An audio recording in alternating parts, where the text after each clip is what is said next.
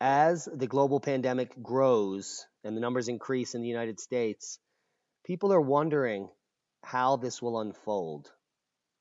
And the questionable history of quarantines comes to the forefront here. From the Black Death to coronavirus, we've tried to separate sick people from the rest of society for centuries with mixed results. And we saw the debacle on the Diamond Princess cruise ship where the quarantine actually infected the unsick. And coronavirus is also a ticking time bomb for America's uninsured. If it gets bad, will they turn you away if you do not have insurance? And then comes the Model State Emergency Health Powers Act. A lot of people are not talking about this. I'm going to leave you the entire 39-page document for you to peruse. And now this goes way back to December 21st of 2001. And the Model State Emergency Health Powers Act, according to the ACLU, is a draft of model legislation to increase state powers to respond to bioterrorism or other outbreaks of disease that the Centers for Disease Control and others want the states to pass into law. Now, many states have already done this, and we'll get to that at the end of this video. The ACLU goes on to say, although such legislation is needed, the current draft of the Model Act, unfortunately, is written in a way that does not protect citizens adequately against misuses of the tremendous powers that it would grant in an emergency. And then it goes on to show you a bulleted list of what's wrong with this particular act. And the first bullet is it fails to include basic checks and balances.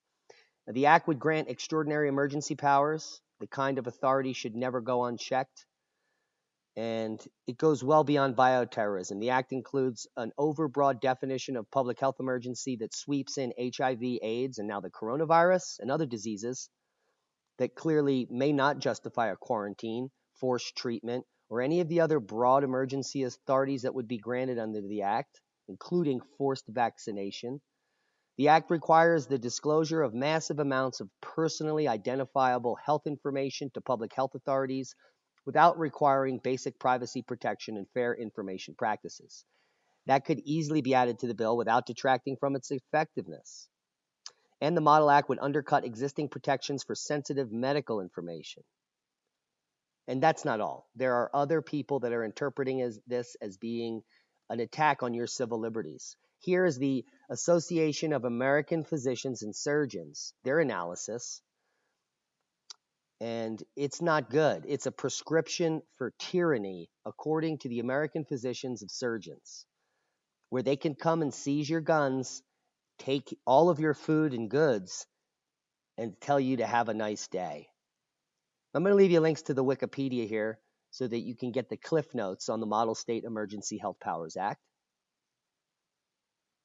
You can read the criticisms and the current status, unfortunately. As of 2007, 33 states had introduced 133 legislative bills or resolutions that were based upon or featured provisions related to the articles or sections of the Act. Of these, 48 bills have passed. So there could be 33 states in possession of the Model State Emergencies Health Power Act, and they could come. They could quarantine you. They could force vaccinate you. They could come take your supplies. They could do pretty much whatever they want. Are we ready for this as a nation? This is only just beginning to spread. They're clearly under-testing people to keep the numbers low.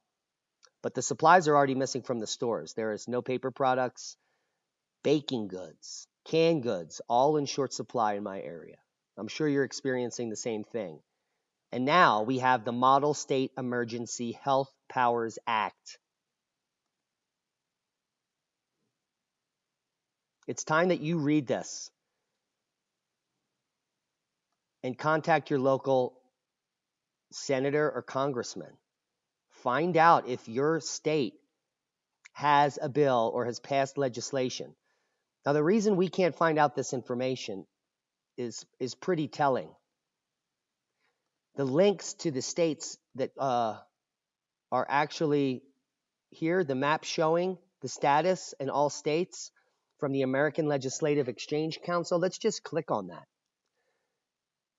And you can see what happens. They've removed the information. ALEC, the American Legislative Exchange Council, has removed the information on where this legislation has been passed. It's up to you to find out what powers your state. Can they quarantine you? Can they force vaccinate you? Will they?